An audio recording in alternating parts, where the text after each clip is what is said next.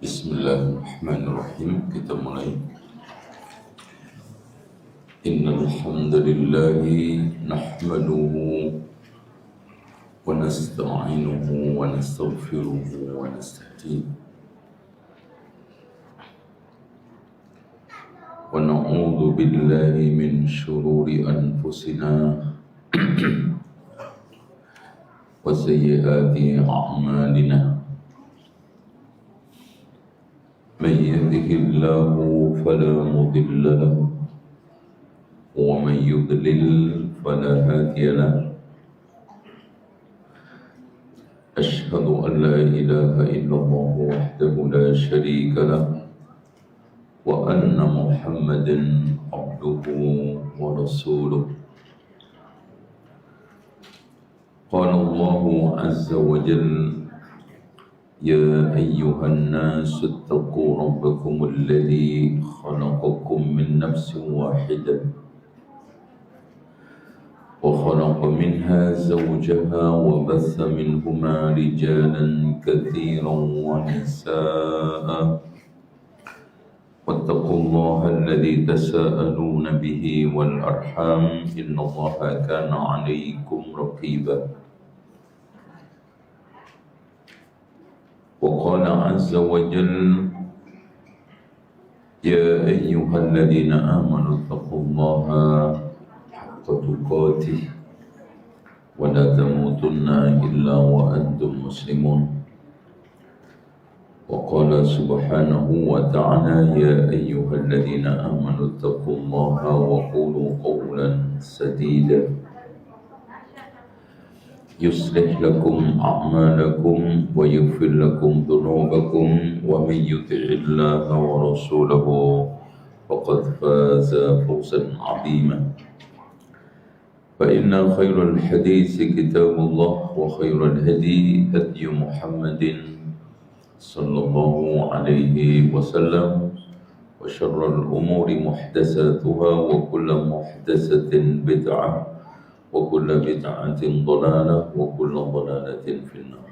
Baik, Bapak Ibu sekalian, diperhatikan kitabnya, langsung saja salam. Baik, masuk ke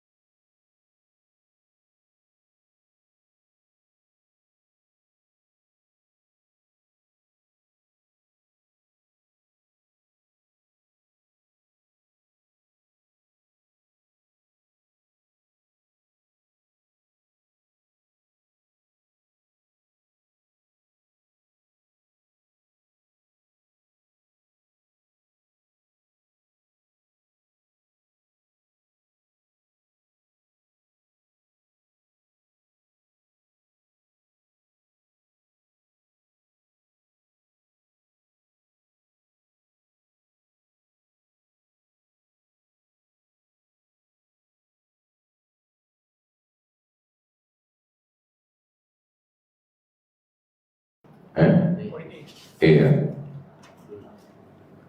D atau E? Ya, silakan. Bismillahirrahmanirrahim. Berorientasi ke akhiratan. Dakwah salafiyah menekankan keikhlasan dan orientasi akhirat dalam dakwah. Sebab generasi as-salafus shalih telah membangun fondasi dakwah di atas ketulusan dan petunjuk.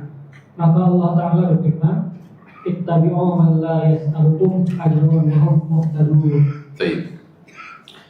Inilah yang menyebabkan dakwah salafiyah itu tidak terjebak ke dalam hiruk pikuk ambisi dunia, tidak minta jabatan, tidak minta ganti rugi dakwah, apalagi maaf dakwah pakai pasang tarif kayak toilet, ya. Karena ittabi'u man la yas'alukum ajra, pertama adalah akhirat, ya. Yang dipikirkan adalah akhirat, yang dinilai adalah surga.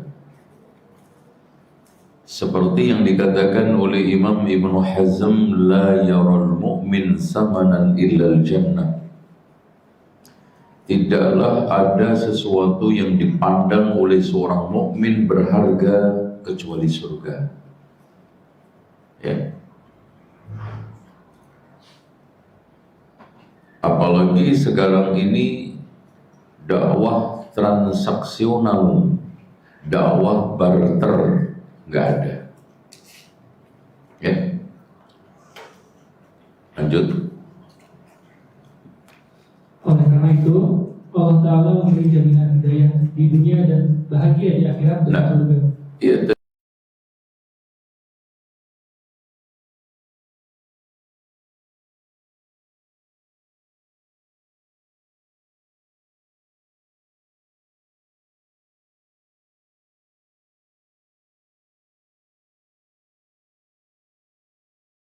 Wa hum muhtadun. Artinya selagi orientasi kita itu masih duniawi, sulit antum itu mendapatkan hidayah. Selagi sekarang orientasi kita itu hanya orientasi duniawi, maka yang antum dapatkan adalah apa? Kesesatan, syahwat, popularitas, itu aja. Kenapa? Kalau ilmu dicari karena dunia, hasilnya apa? Dakwah yang dicari dunia, hasilnya apa? Enggak ada. Makanya di sini ada alur ittabi'u man la yas'alukum ajran. Ketika kita itu dakwah orientasinya akhirat, pasti wa hum muhtadun. Itu. Makanya di sini Allah menjanjikan kebahagiaan, man 'amila shalihan min dzakarin aw unsa wa huwa mu'min. Ya. Amal soleh yang disertai dengan keimanan, amal soleh yang didasarkan atas benar dan ikhlas, yang akhirnya membuahkan keimanan, falanuhyiyannahu hayatan thayyibah, ay hayatan sa'idatan, bahagia. Tolong, Allah tidak pernah mengatakan hayatan ini farihatan, hidup senang. Pak, senang sama bahagia beda nggak? Untuk kayaknya kurang minum obat. Beda nggak? Karena kalau kesenangan itu biasanya didasarkan atas kepuasan. Puasa kuat.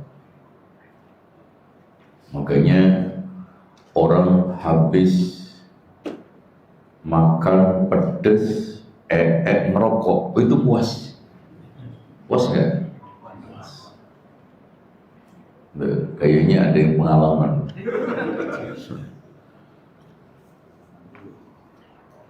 Bahkan ada orang yang korupsi berhasil puas. Ada yang selingkuh selamat gak ketahuan istri, puas. Alhamdulillah. Tapi bahagia gak orang itu? Enggak. Dan kebahagiaan itu tidak selamanya harus kesannya itu senang. Anak kasih contoh antum. Ada seorang yang dikisahkan di dalam kitab Indonesia oleh Ali At-Tantawi.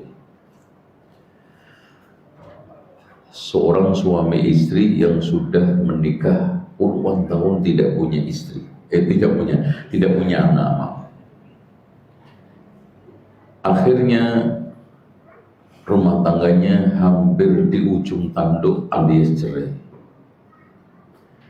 Suatu ketika setelah subuh, setelah sholat, ada orang rame-rame nemu bayi dibuang di tempat pembuangan sampah. Akhirnya ini mungkin Allah kirimkan anak untuk saya, untuk keluarga saya, yang akhirnya bisa mempertahankan rumah tangga saya. Akhirnya dipungut. Setelah itu setiap ada anak terlantar, anak dibuang, dititipin beliau sampai jumlahnya ratusan. Subhanallah. Dan dia tidak boleh keluar dari rumah itu kecuali udah dewasa dan S1. Coba zaman Soekarno. Dan saat Syekh Ali At-Tantawi kunjungan itu, di rumah tersisa kurang lebih 90-an anak.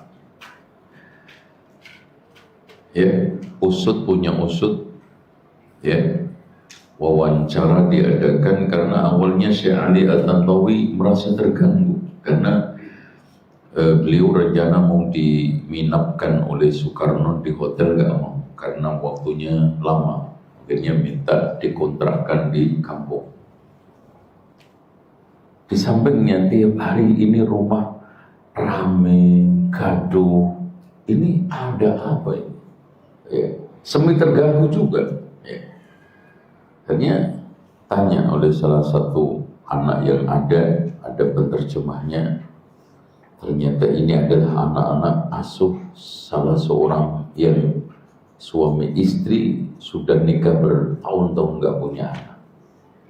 Akhirnya dia ketemu, cerita bahwa dia dengan bangga merawat anak-anak itu seperti anaknya sendiri.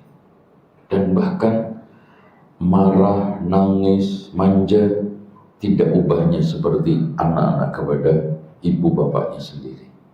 Saat ditawarkan Syekh Ali untuk panti ini, pengasuhan ini ditawarkan kepada negara, dia menolak. Bagaimana dengan anak yang pertama kali ditemukan ketika itu ada di sampingnya sudah menikah? Kalau saya serahkan anak ini gimana?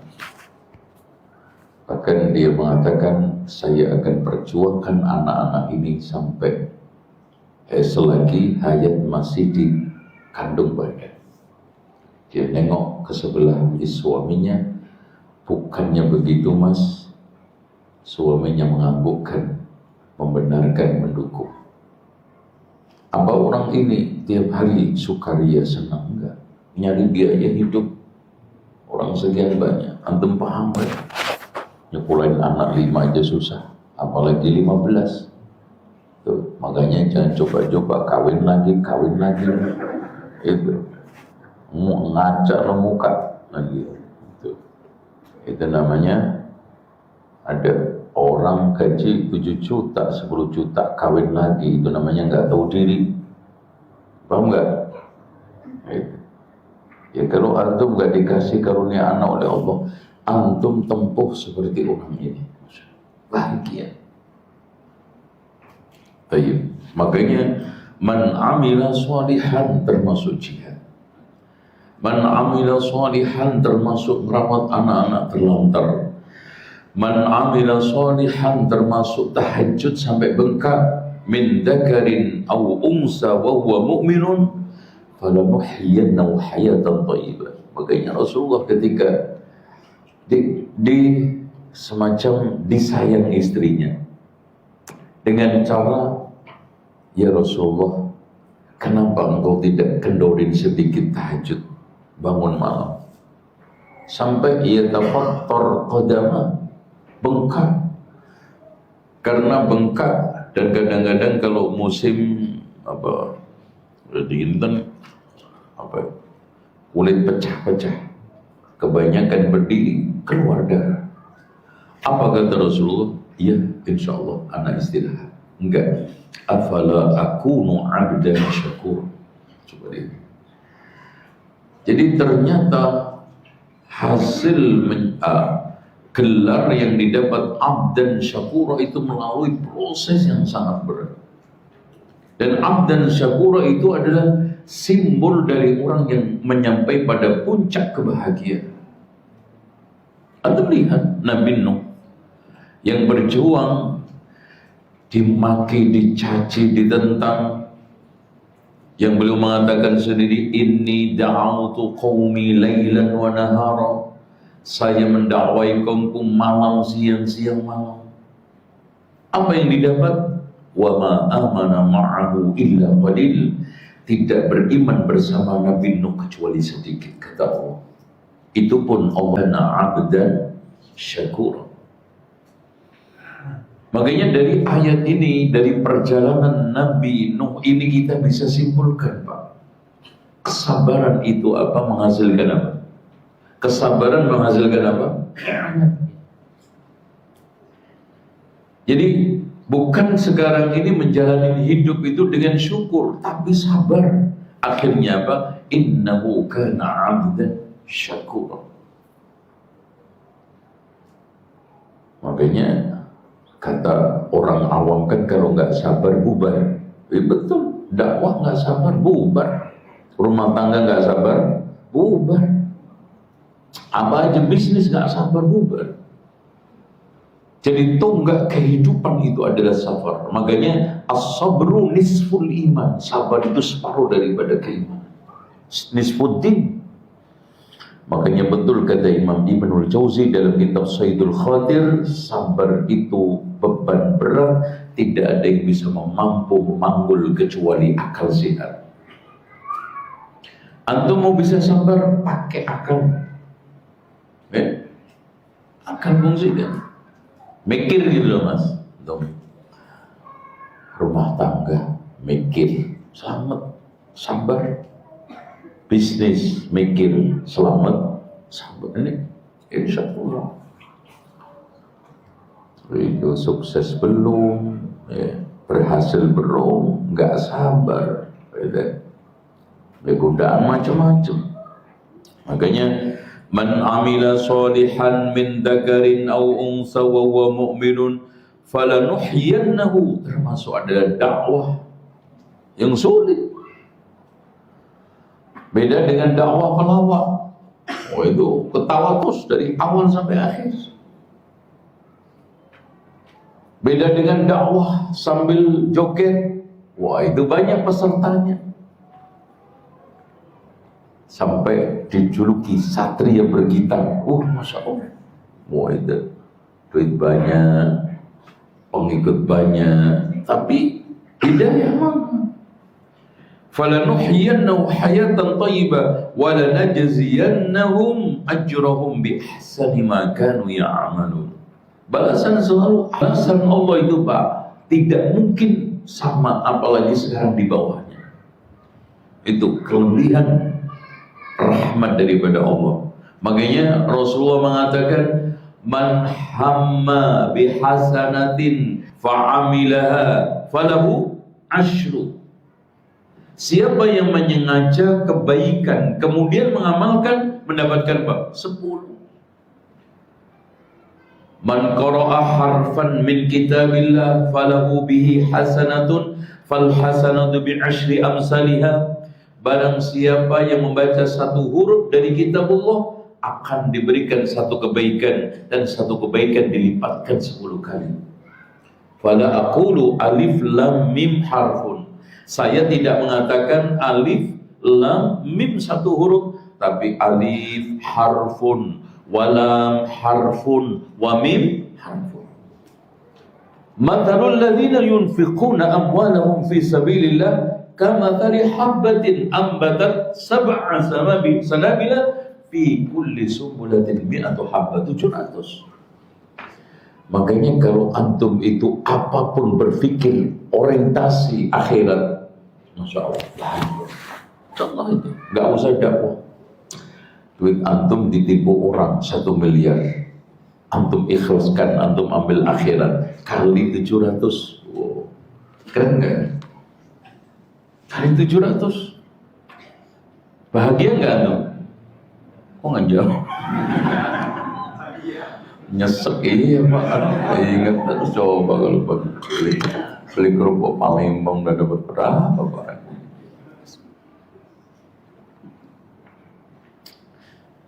Tapi kalau antum cerna dengan benar Pak, betul, insya Allah. Coba duit antum ditipu orang 20 juta, di dunia balik 20, akhirat kali 700, pilih mana? Kok nggak ngomong Mas?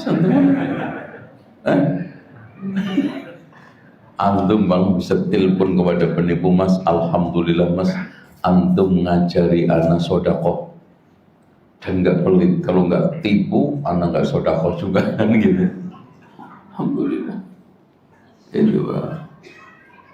Makanya betul kata Syekh Jamaluddin Al-Qasimi di dalam kitab Mau'izatul Mu'minin, dan ini ringkasan daripada Ihya Ulumuddin, bahwa pada setiap musibah, di sela-sela musibah itu ada rasa syukur yang kita perlu panjatkan. Kenapa? Andaikan musibah itu terjadi lebih besar, anak kena musibah, jari saya kepotong, coba yang kepotong leher itu, alhamdulillah.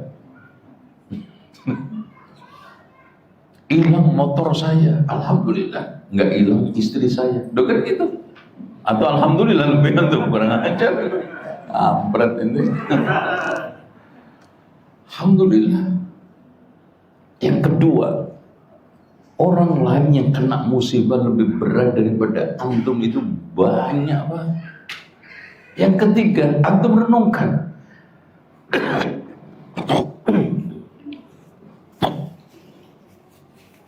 Sisa nikmat Allah yang ada pada diri antum lebih banyak atau yang hilang lebih banyak? Yang ada. Contoh, antum sekarang 1 hari penuh nonggeng-nonggeng sakit gigi. 1 gigi. Mata antum sehat, telinga antum sehat, jantung antum sehat. Yang masih sehat itu lebih banyak. Cuman kan manusia itu wataknya gitu Pak. Yang diingat itu yang ini nih, itu.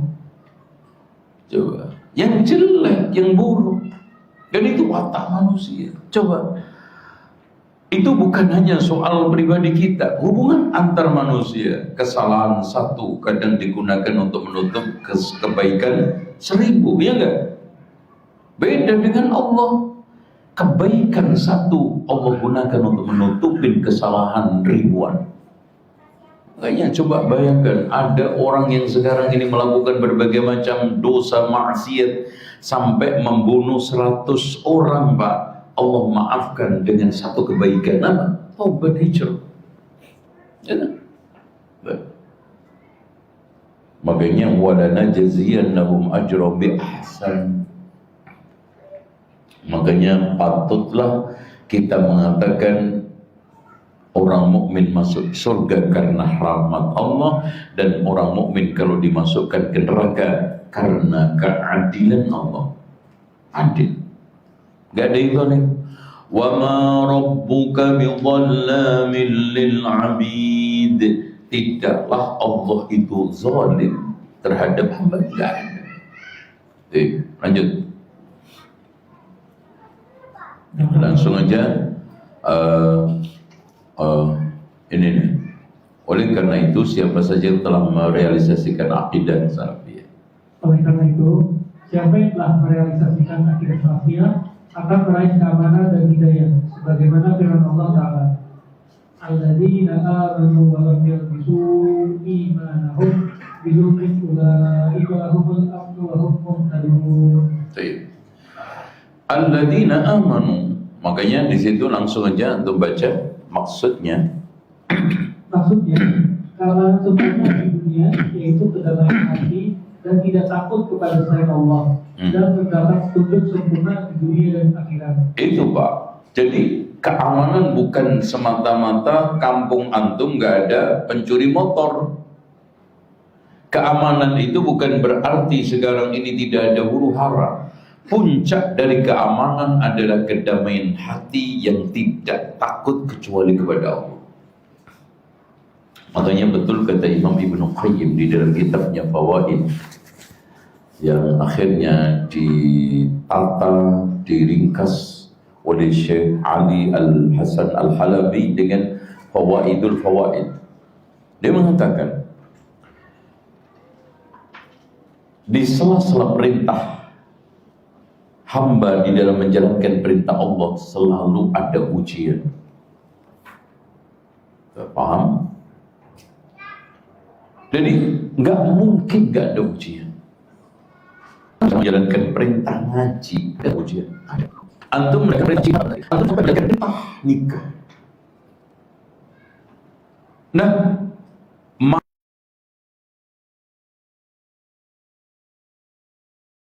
makin tinggi musibah, godaan, dan juga rintangan di dalam menjalankan perintah itu, makin besar pertolongan dan kelembutan Allah pada kita.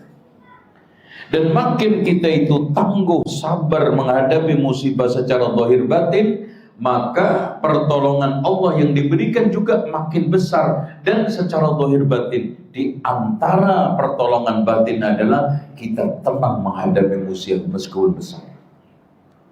Ketenangan antum di dalam menghadapi musibah meskipun berat, itu nggak semua orang, Pak. Ada orang yang cuman kehilangan motor aja jeringnya sampai RW denger, tiap hari ngomel-ngomel, ngadu sono, stres. Ini hilang Alphard, masih bisa senyum. Insya Allah mas, Allah akan ganti. Masya Allah. Coba itu antum juga gitu. Alphard, Luxio hilang. Ada gimana? Gitu. Luxio itu kan adiknya Alphard, ya, yang diusir dari rumah tangganya, dari keluarganya kan. Ya. Kadang kita tertipu dari belakang. Wah, Alphard ternyata Luxio, ada kurang aja. Tapi kalau apa yang bisa iman dari konsekuensi bekas menjalankan perintah Allah. In takun ya'lamu kama ta'lamun wa tarjuna bagaimana itu di dalam memperjuangkan agama Allah itu merasa kesakitan, merasa berantakan. Mereka juga sama, Pak. Untuk pernah nggak tengok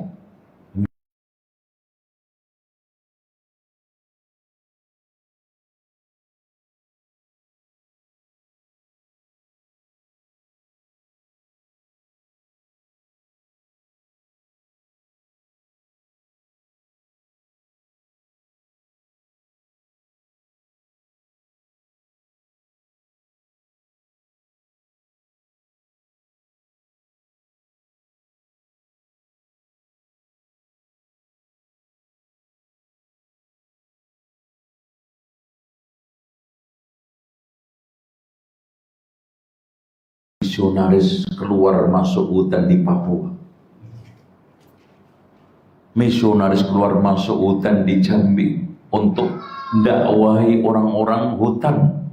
Kan masih ada itu kan di Sumatera kan. Nih.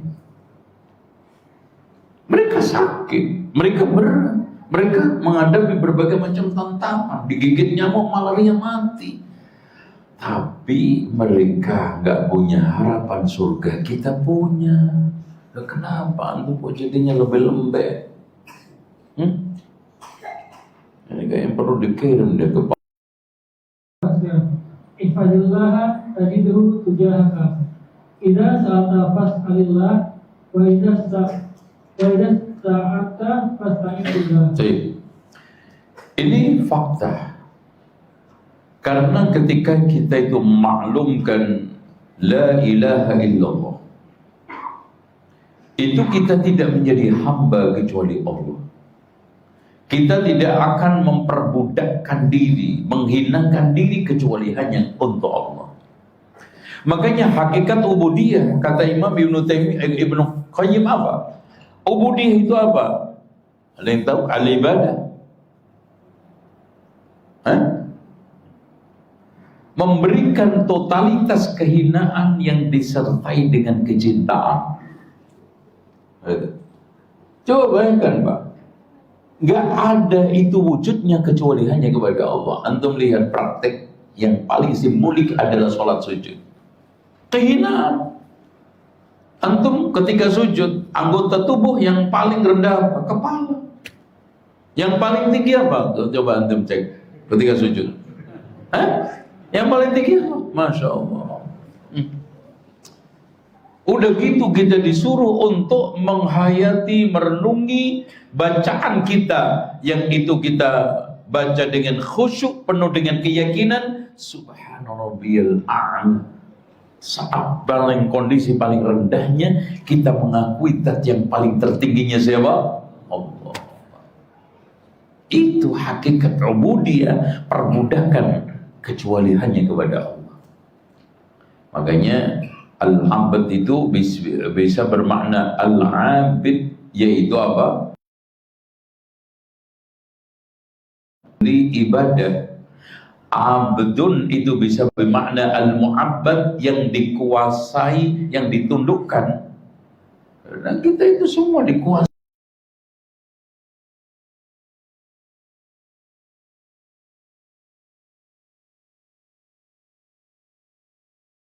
Allah, ditundukkan untuk melakukan sesuatu, untuk ini contoh aja, antum ditundukkan oleh perut antum dengan apa? Lapar, kalau lapar butuh makan. Antum ditundukkan oleh mata antum, kalau ngantuk harus silakan tidur. Masya Allah, itu namanya abdun. Tapi yang diinginkan oleh Allah adalah abid, yaitu menegakkan ubudiyah hanya kepada Allah. Dan di sini Allah memberi sampel, wa anna Muhammadan abduhu wa rasuluh. Masya Allah, simbol seorang yang paling mulia di muka bumi ternyata Abdullah wa rasuluh. Makanya para ulama memberikan satu arti, abdun la yu'abad. Sehebat apapun Nabi Muhammad adalah abdun, gak bakal bisa disembah. Wa rasulun la yukadzab, yang gak mungkin didustakan. Makanya qul innama ana basyarun mislukum yuha. Bedanya tuh. Ya, kalau kita punya keyakinan ini Pak, ihfadillah, kita hanya ada kewajiban menjaga Allah, gak ada lagi. Ihfadillah, jagalah Allah, syariatnya, perintahnya, larangannya untuk tidak dilanggar, cintanya untuk tidak hilang, murkanya untuk tidak datang. Ihfadillah yahfaduk. Billah tajidhu tijahak. Idza sa'alta fas'alillah. Ini menunjukkan si wali sehebat apapun Pak, gak bisa dimintai di dalam kuburan itu. Para rasul, para nabi aja malaikat. Wa kam min malakin fis samawati la tughni syafa'atu. Berapa banyak jumlahnya yang tidak ada tahu malaikat.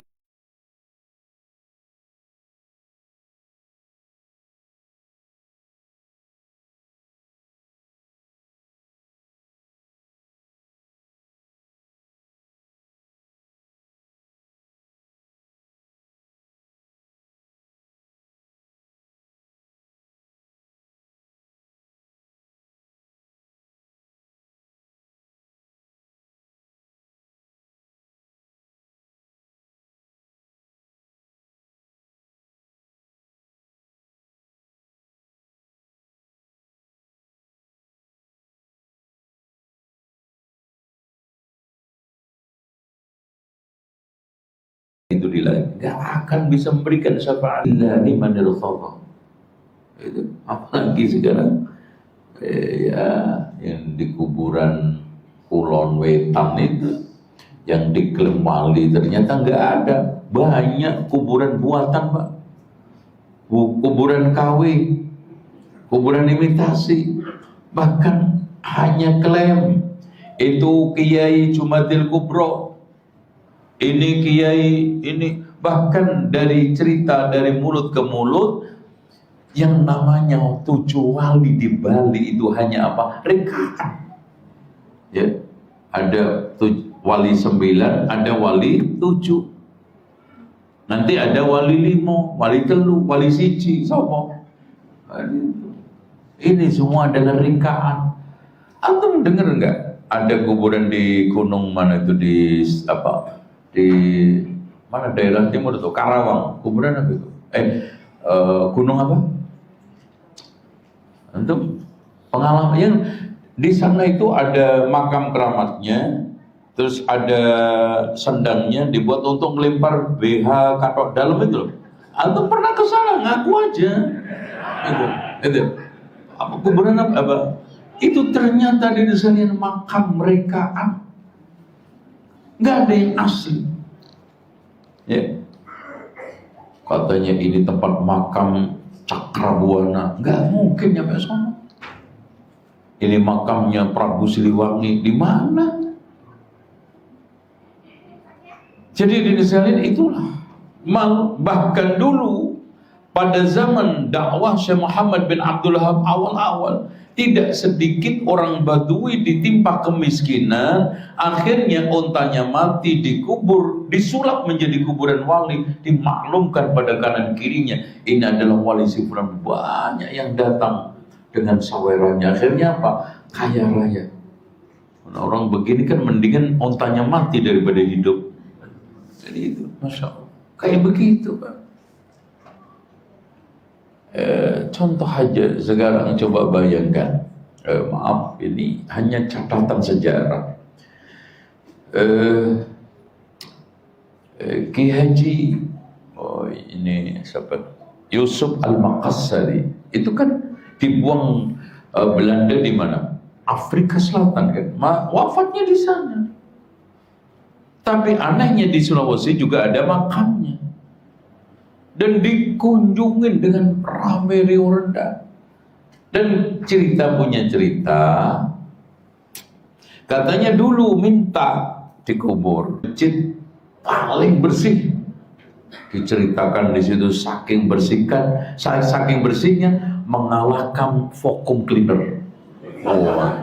Padahal ketika itu juga belum ada keramik, apalagi keramik, tegel aja juga. Kok bisa vacuum cleaner gitu kan. Nah, ketika Mbah Soleh ini meninggal dunia, masjid itu jadi rungsek. Akhirnya Mbah Sunan Ampel itu ngeluh tiap hari, coba kalau Mbah Soleh masih hidup, masjid ini nggak kotor seperti ini. Tiba-tiba Mbah Soleh hidup lagi dari pangimaman nongol. Oh, nyapu masjid itu. Mati habis yang kedua. Suatu ketika Sunan Ampel ngeluh lagi, masjid ini setelah ditinggal mati yang kedua sama Mbah Soleh ini rungsek lagi, muncul lagi, Pak, sampai mati hidup 9 kali.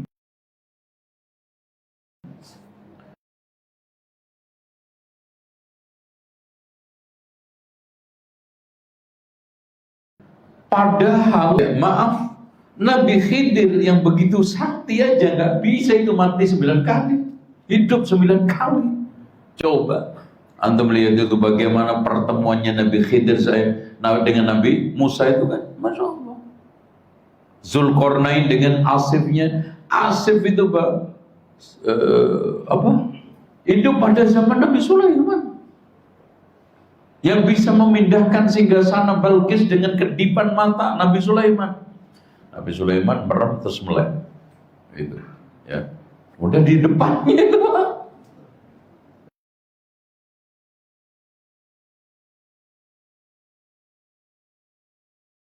Itu.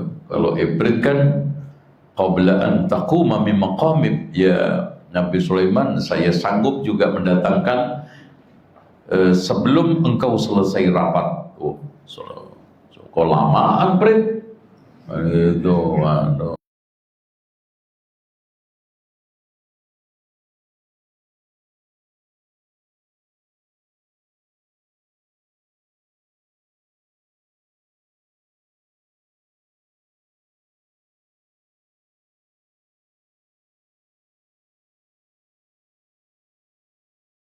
Ada nggak yang khabrin tis'ah? Al-Fatihah itu ada kepada pemilik kuburan 9. Al-Fatihah. A'udzubillahi minasyaitonirrajim. Gitu. Ini fakta. Diperbudak oleh keyakinan-keyakinan apa? Khurafat.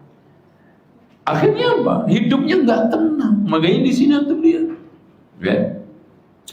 Adapun dakwah kelompok sesat, mereka tidak menaruh perhatian kepada masalah kesyirikan, kesalahan, kebid'ahan, sehingga menghasilkan pengikut yang tidak memiliki prinsip arah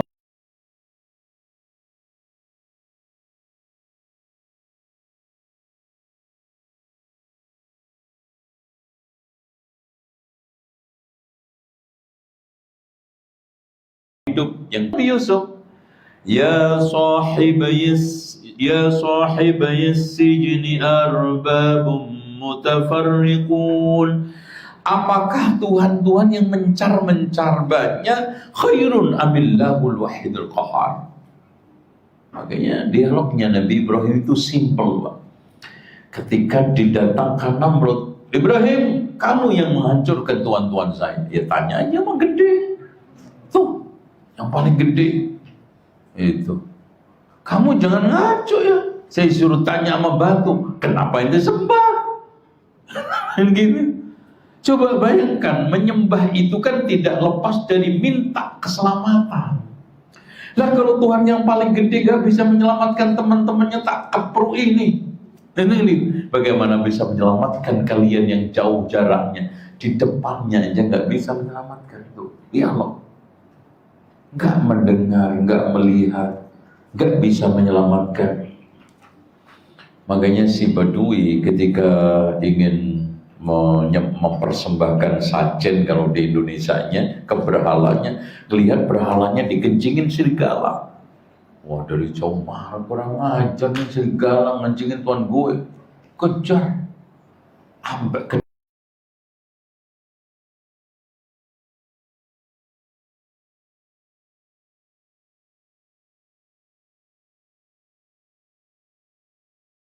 sampai enggak kena itu fitrah nuraninya. Kok saya jadinya yang membela Tuhan, nyelamatin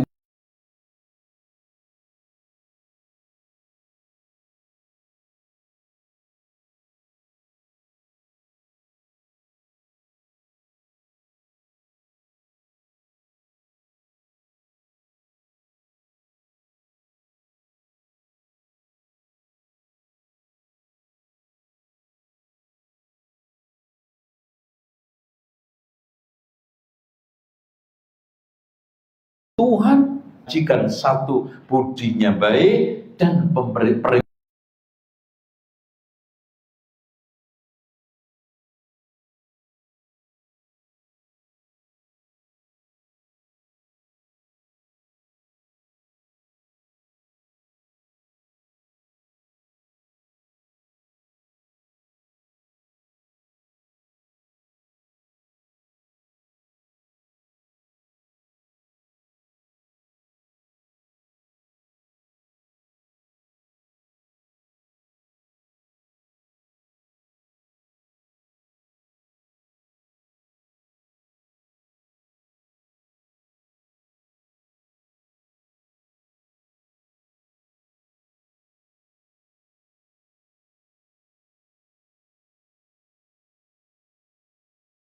perintahnya itu stabil, mana yang lebih enak? Itu. Coba sekarang orang yang dibimbangkan ya oleh Tuhan-Tuhan selain Allah, oleh keyakinan khurafat. Satu waktu Tuhan minta supaya tidak mandi. Satu lagi merintahkan untuk mandi. Satunya untuk mengurung diri. Satunya lagi untuk, Masya Allah, bingung. Coba bayangkan ada seorang yang ingin mencalonkan kepala desa supaya menang, disuruh dukun tidur sambil telanjang di atas kuburan. Coba, udah gitu calon kepala desanya perempuan lagi, Pak. Subhanallah, kayak apa tuh? Ada yang satu memerintah untuk berendam di Sungai Ciliwung, ya, supaya jadi. Satu lagi perintahnya macam-macam, aneh-aneh dan tidak stabil pastinya. Ya coba, datang ke dukun dapat wangsit, sakit-sakitan gara-gara salah bangun rumah ngadepnya. Oh tuh udah habis ke dokter, habis jutaan. Akhirnya apa, dapat arahan dari dukun, rumahnya salah arah, dirubah. Habis berapa ratusan juta, habis selesai selamatan, dia diselamati, mati. Kenapa? Kepikiran. Dokter utang, bangun rumah juga utang. Subhanallah. Ini daraballahu mathalan rajulan fi syuraka mutasakisun wa rajulan salaman lil. Makanya Abu Hayyan berkata, Allah membuat perumpamaan untuk hamba yang menyembah banyak Tuhan dengan hamba yang hanya menyembah Allah semata, bagaikan seorang budak yang mempunyai banyak majikan yang berakhlak jelek, sehingga dia tidak bisa memenuhi keinginan mereka karena masing-masing majikan bersikeras dengan keinginannya yang berbeda-beda. Coba, yang untuk pergi ke Tangerang sekarang, yang satunya ke Bekasi juga sekarang. Coba, gimana Pak? Membelah jadi dua. Tuh. Yang satunya untuk menyembelih unta, yang satunya melarang menyembelih unta. Yang satunya untuk mempersembahkan telur busuk, telur itu angsa, itu kan mahal tuh Pak kalau busuk, ancip itu kan. Iya, antum jual telur angsa normal itu harganya mungkin bisa satu berapa? 20.000, yang busuk bisa 200.000. Coba. Kenapa? Karena jin senang yang itu. Loh kan coba. Yang satunya minta telur yang normal, yang satunya minta telur yang busuk, bingung nggak? Yang satunya minta ayam putih mulus, yang satunya minta hitam mulus. Coba. Sehingga budak tersebut hidup penuh dengan kesulitan, penderitaan dan kehinaan. Untuk perhatikan, mereka-mereka yang dipertuhankan selain ini, diperbudak oleh Tuhan selain Allah, diperbudak oleh keyakinan-keyakinan khurafat, nasibnya persis kesulitan, penderitaan dan kehinaan.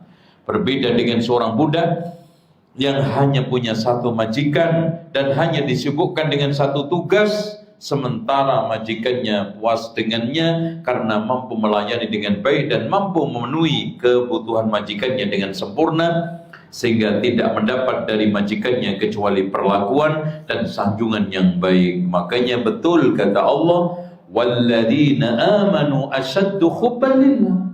Orang beriman itu lebih mencintai Allah. Kenapa? Maknanya bisa orang-orang beriman lebih besar cinta mereka kepada Allah dibanding orang-orang kafir, karena cintanya orang-orang beriman murni hanya untuk Allah, sementara sementara cinta mereka terbagi antara Allah dengan berhala. Sesekali mencintai Allah, sesekali mencintai berhala, syirik. Yang kedua, orang yang beriman lebih mencintai Allah dibanding kaum musyrikin kepada berhala mereka, karena kecintaan orang-orang beriman teguh, baik dalam keadaan susah senang. Tapi kecintaan orang-orang musyrik kepada berhalanya ketika saat senang toh, ketika susah. Fa idza raqibu fil fulki da'awallaha mukhlishina lahuddin falamma najjahum ilal barri idza hum yusyrikun. Ya. Ketika mereka naik kapal di empas badai, dia berdoa ikhlas kepada Allah. Ketika diselamatkan ke daratan, kembali syirik lagi. Nah kan itu nggak stabil. Itu orang musyrik zaman dulu Pak. Nah musyrik yang zaman sekarang aneh, susah seneng nyirik. Iya. lagi melarat datang ke kuburan nyekar. Kaya juga gitu, malah nadar ke sana. Itu bukan kita melarang orang ziarah kubur, bahkan Rasulullah mengatakan zurul kubur fa innaha tudzakirul akhirah, ziarahlah kalian kuburan karena itu mengingatkan akhirat. Tapi yang kita persoalkan adalah syaddur rihal, pergi memanjatkan ini onta, kuda kalau zaman dulu, atau menggunakan kendaraan. Kemudian di sana tabarruk, di sana berdoa kepada wali, minimal tawassul, minta kepada si wali untuk minta kepada Allah. Jadi datang dari Pekalongan, dari Jawa Timur ke kuburan Syekh Abdul Qadir Jailani Irak, ya. Sampai di sana dengan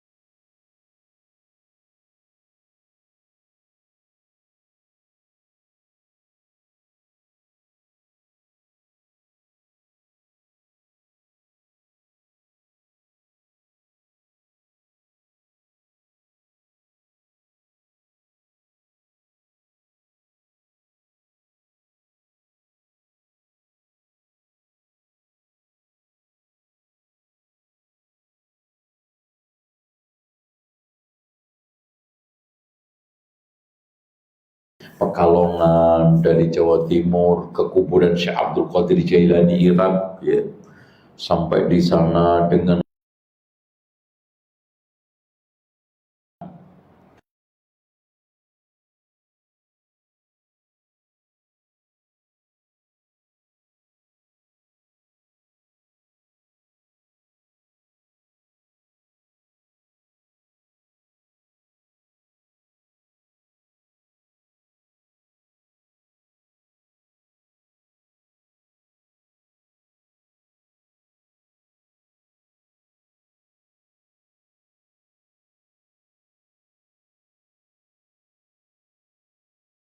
antar ke sana.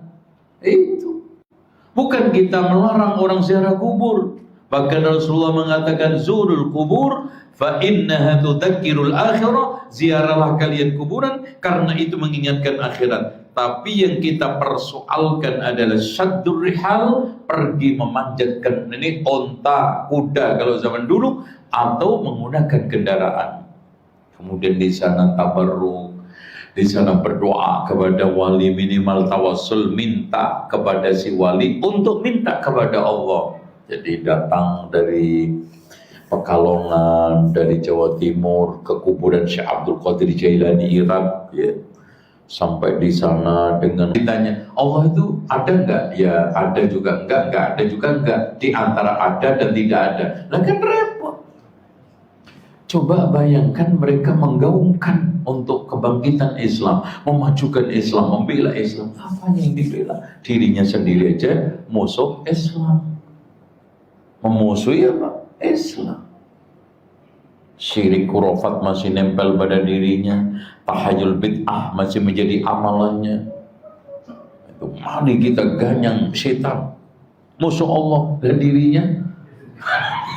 Berarti ganyang diri sendiri dong, aduh bahaya. Aduh. Ini sama dengan orang lempar jumroh kau wenceng kan. Wah, setan kurang ajar ini, dilempar Pak, batunya mental. Ada kertasnya, sesama setan jangan saling lempar mas. Iya, lo juga setan. Makanya ada orang yang ngeruqyah nggak sembuh-sembuh, lah yang sama kata setan. Sama sama lo, gue.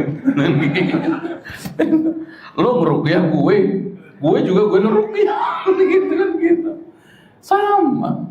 Jadi ini apa? Jin yang masuk ke tubuh seseorang itu Pak, Muslim juga. Statusnya sama dengan yang meruqyah, tingkatan keislamannya. Makanya kata jin, udah, lo juga sama sama gue, udah, nggak usah ribut lah kata dia. Sesama sopir ini bus kota jangan saling nyalip lah, gitu kan gitu. Makanya disinilah Pak, siapapun yang tinggal di timur maupun barat, yang beriman kepada Allah, malaikatnya, kitabnya, para utusannya, beriman kepada hari akhir dan takdir, meskipun kita nggak pernah kenal dan sambung, dia adalah saudara kita. Pernah kita ketemu Imam Syafi'i? Kenal kita nyambung dengan Imam Bukhari? Tapi tiap hari kita mengatakan Imam Bukhari, Imam Syafi'i. Kenapa? Karena disambung oleh ukhuwah yang abadi ini. Itu. Walaupun rumah kita mepet Pak, kalau nggak ada sambung akidah, coba lihat. Ya, kita Muslim nggak nyambung kok. Makanya dari sinilah, faman ahabba ayyuzzahzaha 'anil nar. Barang siapa yang ingin dijauhkan dari neraka, wa yadkhulul jannah, dan masuk surga, falta'tihi maniyatuhu, dan hendaknya datang kematiannya itu, wa yu'minu billahi wal yawmil akhir, wal ya'ti ilan nasi alladhi yuhibbu ayyuta ilaih. Hendaknya memperlakukan orang sebagaimana dia itu senang diperlakukan. Konsep ukhuwah itu kalau sudah bulat, itu Pak. Karena la yu'minu ahadukum hatta yuhibba li akhi ma yuhibbu li nafsi. Tidaklah seorang itu dinyatakan beriman dengan iman yang sempurna sampai dia itu mencintai saudaranya seperti mencintai dirinya sendiri. Artinya hendaklah dia itu memperlakukan orang sebagaimana dia itu senang diperlakukan. Antum dipelitin orang senang nggak? Ya jangan meliti. Kalau sekarang antum ditipu orang seneng nggak? Ya jangan tipu. Kalau antum difitnah orang seneng nggak? Ya jangan fitnah. Kalau antum digibai orang seneng nggak? Itu. Kalau sekarang antum diutangin orang nggak balik, seneng nggak? Ya harusnya balik. Kalau sekarang suami kawin lagi, seneng nggak? Ya jangan boleh. Itu yang benar. Itu ngaji puluhan tahun, benernya gitu. Gitu. Kalau ada orang utang nggak balik, sakit nggak Pak rasanya? Ya balikin itu. Kalau difitnah orang sakit nggak? Ya jangan fitnah. Kalau antum dalam kondisi kejepit, nggak ditolong orang, dalam kondisi sendirian, merana, sakit nggak? Tolong kalau ada orang susah, bantu, kan gitu. Makanya wal ya'ti ilan nasil ladzi yuhibbu ayyuta ilaihi. Wallahu a'lam bishawab. Makanya dakwah salimah mampu menjadi perekat prinsip. Nah, langkah Pak, kalau antum menyatukan di atas apapun UGM paling top. Kawan. Yang namanya daerah. Itu bangga. Apa Portugal, Portugal. Kalau antum mendasarkan atas bisnis cocok kles, apa yang wahidmu itu satu, nabakum wahidun, bakmu itu juga cuma satu ya. Alala fadla li arabiyyin ajam, tidak ada keutamaan yang wala li ajamin ala arabiyyin ajam illa bittaqwa. Makanya Islam menobatkan satu pintu closing. Inna akramakum indallahi atqakum. Adapun persaudaraan dan solidaritas yang tidak dibangun di atas akidah Islam dan manhaj yang sahih bagaikan sarang laba-laba, sangat rapuh dan mudah rontok sehingga mustahil mampu menyatukan berbagai kepentingan. Para Rasul khususnya Nabi Muhammad SAW diperintahkan untuk menyatukan berbagai kepentingan orang-orang Arab yang dibangun di atas suku yang ribuan. Masya Allah Pak. Orang Arab itu Pak bersuku-suku. Bahkan tidak ada negara yang pernah dipimpin oleh satu pemimpin kecuali Arab. Negara lain, Romawi dipimpin satu pimpinan yang bertahun-tahun, berabad-abad. Persia berabad-abad. Arab itu nggak pernah bisa dipimpin oleh satu pimpinan. Kenapa? Karena faksi-faksi, etnis dan juga suku. Bahkan satu dengan yang lain. Coba antum kalau baca sejarahnya, keislamannya, Nabi mengislamkan orang Arab dengan latar belakangnya Pak, Masya Allah, kita tidak bisa mengatakan kecuali Muhammad. Coba antum mikir kelas R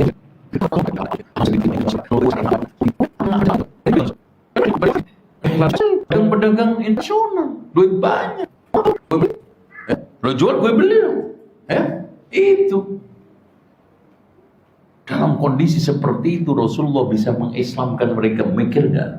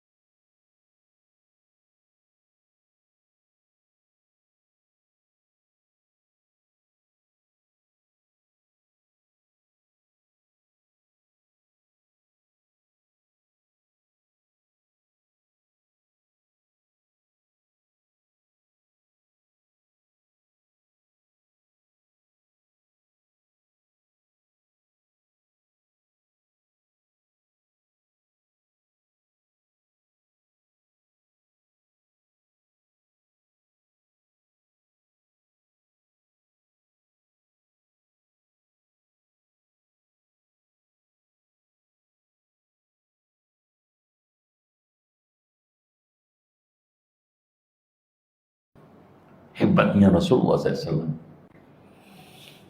Di mana kehidupan hedonis, materialistis menjadi ciri khas mereka. Tuhan mereka pecah belah gak karuan. Seenak suka mereka dia membuat Tuhan, menentukan Tuhan, mengklasifikasi Tuhan. Ada yang diklasifikasi Tuhan spesialis jodoh, Tuhan spesialis bisnis, Tuhan spesialis janda, duda. Coba. Sampai akhirnya Pak, tahu nggak? Sekitar Ka'bah ada 360 Tuhan. Itu masing-masing punya spesifikasi sama klasifikasi tugas masing-masing. Coba. Tugasnya Tuhan diatur-atur sama mereka. Kan kurang ajar tuh. Ente khusus ya untuk panen kurmanya, untuk tanam kurma yang ini aja. Mereka persembahannya juga diatur-atur. Ini onta, ini kambing, ini sapi, ini kepalanya, ini sempolnya, ini kakinya aja. Dalam kondisi seperti itu Rasulullah bisa menyatukan, bukan hanya menyatukan, merubah. Yukhrijuhum minadh-dhulumati ila, menjadi bangsa yang hebat, yang menjadi wasaton litakunu syuhada'a 'alan nas. Masyaallah. Tuh, makanya syara'anakum minad dini ma wassa bihi Nuhan walladhi awhayna ilaik wa ma wassayna bihi Ibrahim wa Musa wa Isa an aqimud dina wa la tatafarraqu fi. Closingnya, kita bersatu untuk menegakkan agama, bukan merobohkan agama. Untuk apa Pak? Kita membangun ukhuwah, tapi akhirnya yang lepas akidah, yang lepas sunnah, yang lepas Islam. Bahkan Islam menjadi sesuatu yang dibenci dalam persatuan itu, dihindari. Tuh ya, saya kira tuh karena nggak ada pertanyaan maka nggak perlu dijawab, dan insya Allah kita ketemu di kesempatan berikutnya. Kita akhiri dengan doa kafaratul majlis. Subhanakallahumma wa bihamdika asyhadu an la ilaha illa anta astaghfiruka wa atubu ilaik. Wa sallallahu ala Muhammadin wa ala ali Muhammad walhamdulillahi rabbil alamin. Wassalamu alaikum warahmatullahi wabarakatuh.